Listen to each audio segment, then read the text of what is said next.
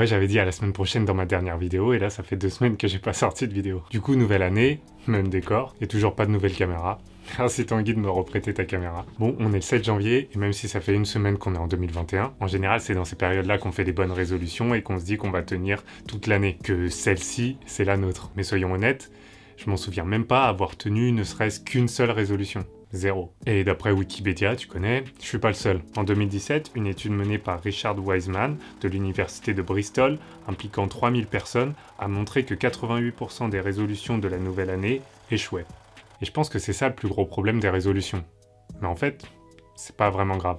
Je m'explique. En fait, c'est souvent la résolution en elle-même qu'on prend qui font qu'on les garde pas toute l'année. On se focalise sur le but final qui est souvent est assez flou, et qui manque souvent de petites étapes quotidiennes. Par exemple, vouloir gagner du muscle, c'est plus un travail quotidien, voire hebdomadaire, qu'une affaire d'année. Et ces petits steps qu'on fait tous les jours doivent aussi s'adapter à nos vies qui sont assez remplies. Assez remplies de scrolling sur Instagram ou de matage de Netflix, mais remplies quand même. Faire une petite tâche tous les jours, se créer une routine, et je pense plus efficace que juste se dire « je vais devenir fit ». Si t'as envie de devenir fit. Je force personne à devenir fit, c'est juste un exemple comme un autre. Il y a aussi le fait que nos projets se heurtent tout simplement au réel, à la vie de tous les jours. Je vais pas vous apprendre que 2020 c'était une année, disons, pas comme les autres. Sans dire que toutes les années se ressemblent, 2020 a été particulièrement inattendu. D'ailleurs, 2020 était censé être une année de voyage pour moi, et ça s'est transformé en une des années les plus sédentaires que j'ai jamais vécues.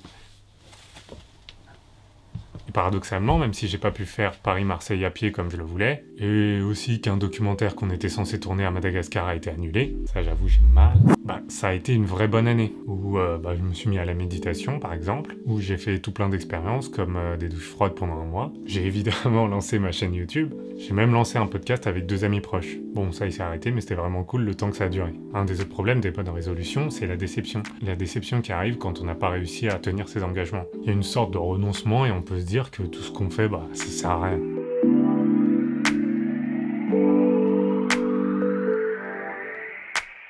Mais après tout ce que je viens de dire, j'ai quand même du mal à me dire qu'il faut arrêter les bonnes résolutions. Parce que je pense que c'est en tentant des nouvelles choses, en tâtonnant, en se trompant, qu'on arrive à trouver ce qu'on aime ou ce qu'on aime moins faire.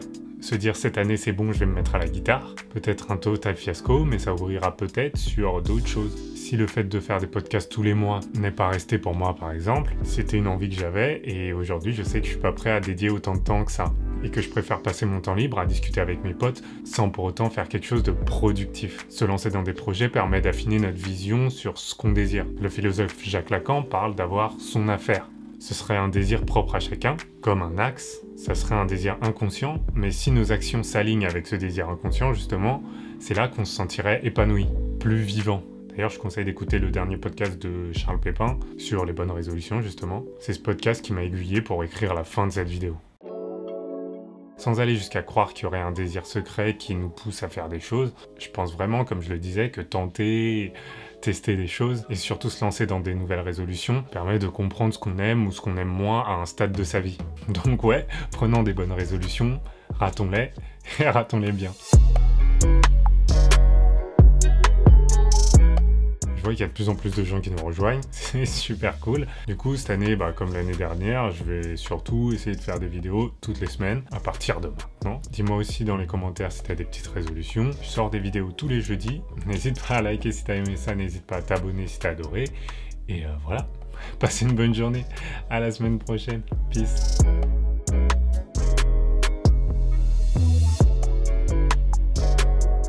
Tanguy, j'ai acheté une carte mémoire la dernière fois. Parce que j'ai plus de carte mémoire, j'ai pété ma carte mémoire dans mon ancien appareil. Et erreur de débutant, j'ai acheté une carte mémoire pas assez rapide. Avec ton appareil de fou là, 4K 10 bits. Donc voilà, je dois racheter une carte mémoire. Super.